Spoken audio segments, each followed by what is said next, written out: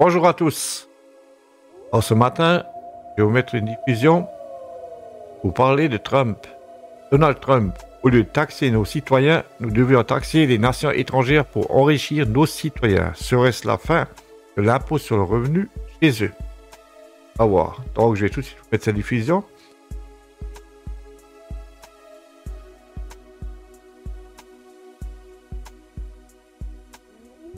Going to be very rich again, and it's going to happen very quickly. It's time for the United States to return to the system that made us richer and more powerful than ever before. Do you know the United States in 1870 to 1913, all tariffs, and that was the richest period in the history of the United States, relatively speaking. In other words, relatively.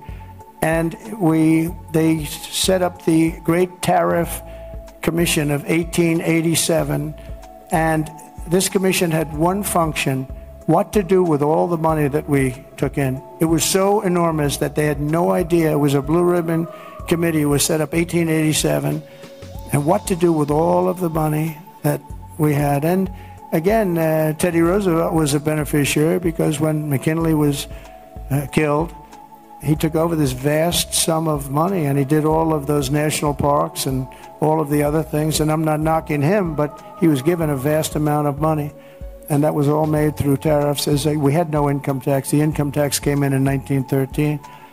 As I said in my speech last week, instead of taxing our citizens to enrich foreign nations, we should be tariffing and taxing foreign nations to enrich our citizens. Does that make sense, right?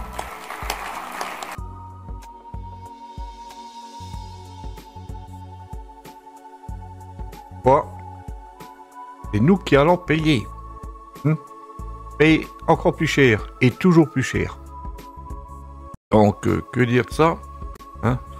Alors, l'impôt sur le revenu est entré en vigueur en 1913 chez eux, oui. Puis il vient et peut-être tu vas l'enlever, peut-être tu vas pas l'enlever. J'en sais rien, l'avenir nous le dira. Donc, en même temps, certains disent que c'est le serpent. Comme ça.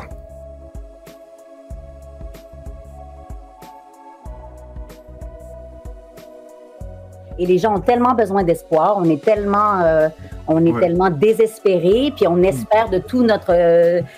on espère ne pas avoir à se lever ou à résister, mais moi je pense qu'on s'en va vers un affrontement très très grave. On a des factions qui veulent arriver à un même type de contrôle total, mais avec des comment je pourrais dire, avec des personnalités différentes, avec des moyens d'y arriver différents. Évidemment, ils nous ont proposé une Kamala Harris complètement, pour moi, qui était vraiment une fausse candidate. C'était clair que tout a été vraiment arrangé pour que Trump ait l'air moins pire, finalement. On a l'impression, on voit, par exemple, Elon Musk comme un libérateur de la liberté d'expression. Moi, je vois vraiment un cheval de Troie. Moi, je pense que c'est vraiment l'IA, et c'est vraiment... Et je pense qu'on se fait tous avoir. Il était évident que les résistants, c'est pas vrai qu'on avait gagné la partie et puis que tout d'un coup, on allait avoir Trump, qui a quand même mis en place l'opération Warp Speed pour des vaccins contre le cancer, des vaccins intelligents. Larry Ellison, il parle vraiment de surveillance généralisée dans la société. Je n'ai pas l'optimisme d'Alexis Cossette ou de... Je veux dire que quand il nous dit quelque chose qu'on veut entendre, eh bien là, il nous dit la vérité. Vous voyez, il nous l'a dit qu'il allait faire ça. Et quand il nous dit le contraire, ben c'est... là, il déjoue les adversaires. C'est de l'échec en 4D ou je sais pas trop quoi. Donc, l'âge d'or qu'on nous promet, c'est un âge d'or de surveillance complète. Pour moi, Trump est vraiment un serpent avec la langue fourrée qui va dans les deux sens. Je veux dire, on a Elon Musk qui, lui, est pour le revenu universel. Son grand-père était un technocrate. On a affaire à des eugénistes, on a affaire à des... à une autre caste, quoi. Je veux dire, il faut que les gens arrêtent de compter sur ces oligarques et sur ces... c'est pas les milliardaires qui vont nous sauver, ça c'est sûr.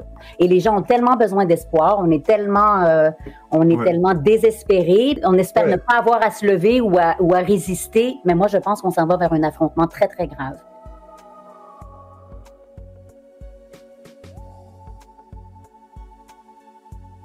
Moi je pense aussi,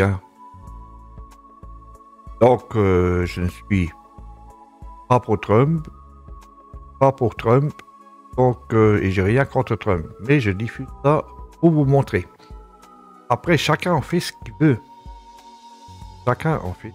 Donc, je vous souhaite à tous bonne journée, bonne fin de soirée, tout dépend que vous allez regarder. À la prochaine.